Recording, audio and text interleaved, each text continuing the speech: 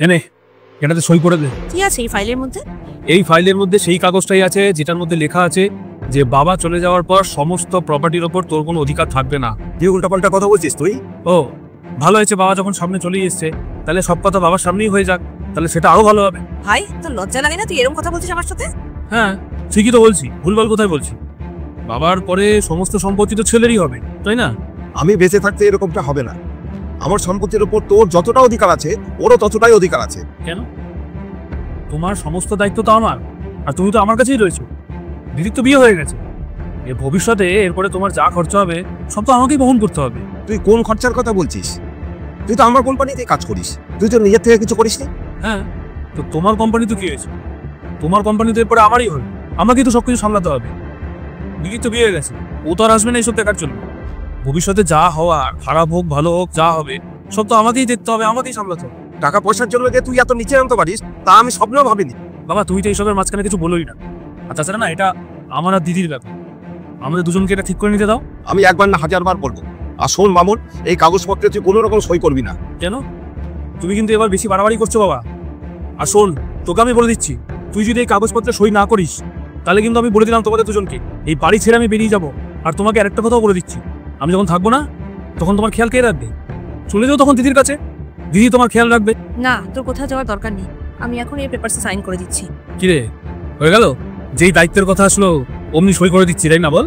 না দায়িত্ব এড়িয়ে যাচ্ছি না, আমি চাইলে সারা জীবনই বাবার খেয়াল রাখতে পারি, কিন্তু আমি জানি বাবা আমার সাথে যাবেও না, বাবা আমার বাড়িতে থাকবেও না, তাই এই পেপারটাতে আমি এখনই সাইন করে দিচ্ছি। কিন্তু মামুন। বাবা প্লিজ আমাকে এটাতে সাইন করতে দাও, এই সম্পত্তি আমার চাই না, এই সম্পত্তি থেকে বেশি মূল্যবান তুমি আমার কাছে। আর তুই আমাকে কথা দে যে তুই বাবার খুব ভালো করে খেয়াল রাখবি, আর বাবাকে ছেড়ে কখনো যাবি না কোথাও। আরে হ্যাঁ হ্যাঁ, তুই এবার সাইনটা কর।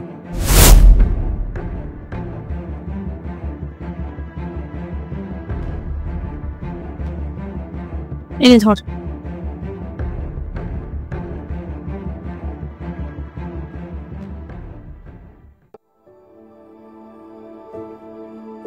Good morning. ভাই দিদি তুই এখানে? আচ্ছা আয় ভেতরে। তুই এখানে থাকিস নাকি? হ্যাঁ আমরা কিছুদিন আগে এখানে শিফট হয়েছি, নতুন ঘর নিয়েছি আমরা, কিন্তু তুই এখানে কি করছিস? ওই আমি আসলে বাড়ি বাড়ি গিয়ে ইন্স্যুরেন্স সেল করি। মানে তুই এই কাজ কেন করছিস? আমাদের তো নিজস্ব কোম্পানি আছে। না আসলে বাবা যাওয়ার পর না সবকিছু যেন শেষ হয়ে গেছে। আমার যে কোম্পানির লোকেরা ছিল তারা আমার সাথে ফ্রড করেছে, আমার সমস্ত টাকা মেরে দিয়ে চলে গেছে। আর যা কিছু ছিল ওগুলো সব বেচে বিক্রি বাট্টা করে আমি আমার ধার শোধ করেছি। এখন শুধু বলতে গেলে ঘরটা রয়েছে, আর এখন এই যে চাকরিটা আমি করছি এটাও কিছুদিন আগেই পেয়েছি। দেখেছিস ভাই, যেরকম কর্ম করেছিস তুই তার ফল ভোগ করছিস। তুই এতটাই লোভী হয়ে গেছিস যে বাবা যাওয়ার পরে আমার সাথে একবার যোগাযোগ পর্যন্ত করিসনি। কি ভেবেছিলি যে আমি সম্পত্তি এগিয়ে ভাগ চাইবো? দিদি আমাকে ক্ষমা করে দে, আমি জানি আমি তোর সাথে খুব খারাপ করেছি, প্লিজ প্লিজ আমাকে ক্ষমা করে দে। দেখ তুই আমার সাথে যা করেছিস তার জন্য হয়তো আমি তোকে ক্ষমা করে দিতে পারবো, কিন্তু তুই বাবার সাথে যেটা করেছিস তার জন্য আমি তোকে কোনোদিনও ক্ষমা করতে পারবো না। তুই প্লিজ এখান থেকে চলে যা, আর আজকের পর থেকে তুই কোনোদিন এখানে আর আসবি না। প্লিজ যা এখান থেকে।